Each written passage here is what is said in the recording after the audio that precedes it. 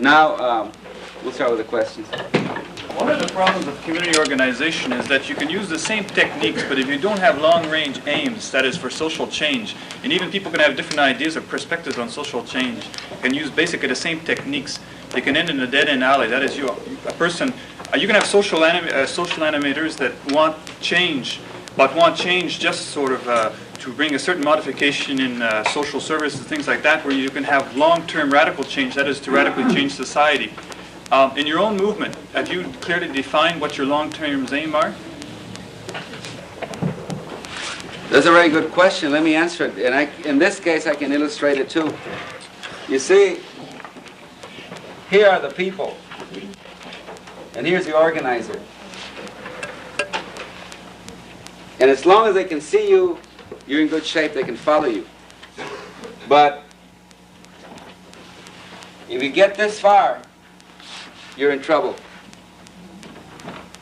So in order to get that far, you got to get the people at least this far. Because nothing happens without people. Nothing happens without people. People is the power. Nothing happens without people. And great social dreamers confine their ideas to books and they rot there.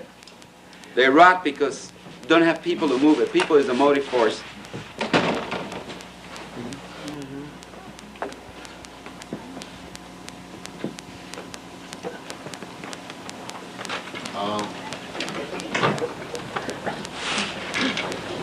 One of the problems that I've found is that I'm never really very sure in terms of, I can't see with that machine there. In terms of your own philosophy about community organization, do you see your goals as trying to change a system, or do you see your goals as trying to help a group of people negotiate that system? That is, if your strike is successful, what you've done really is shown that a system can work, that a system can be responsive to a group of people who are being maligned by it. On the other hand, if your strike fails and the system is not being successful, and perhaps what you need to do is change the system, how do you handle those two? I'm not worried about that. I let the people do those changes. See, I'm not going to dictate to people. One of the biggest problems in community organization, any organization, is people get very concerned about the goals.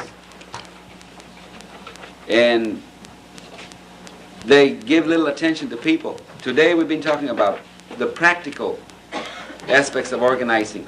And you've got, see, you'll go as far as people want you to go, not any further. If you think you're going to lead people, you don't lead people. People don't have to be led. You may be the symbol, but that's about as much as you can be. People have clear defined ideas of what they want, and they will get only as much as they want. And so, why worry about the goals when we don't even have an organization yet? The question is, how do you see your movement in opposition to the labor unions or political movements? You define yourself as a grassroots organization, and what difference between this grassroots and other as unions who start more with a plan of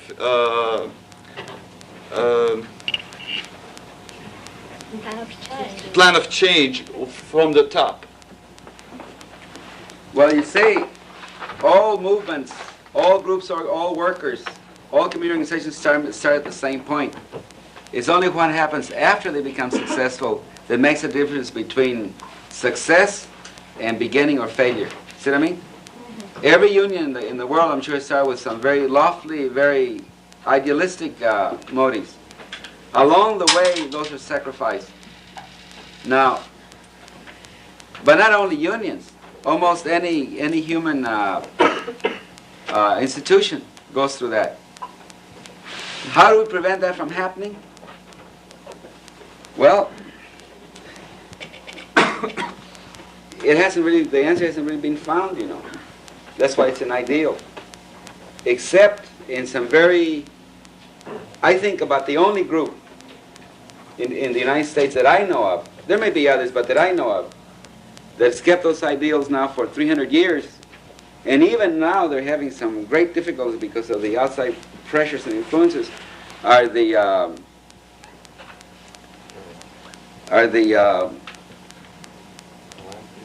yeah, it's not emergency. Yeah. The Hutterites. Have you heard of the Hutterites? Yeah. Probably. But they have a society within a society, see? They're closed in, they're isolated, and they keep themselves that way. And they keep their ideals, but when you're in the world, you will be bitten by the world.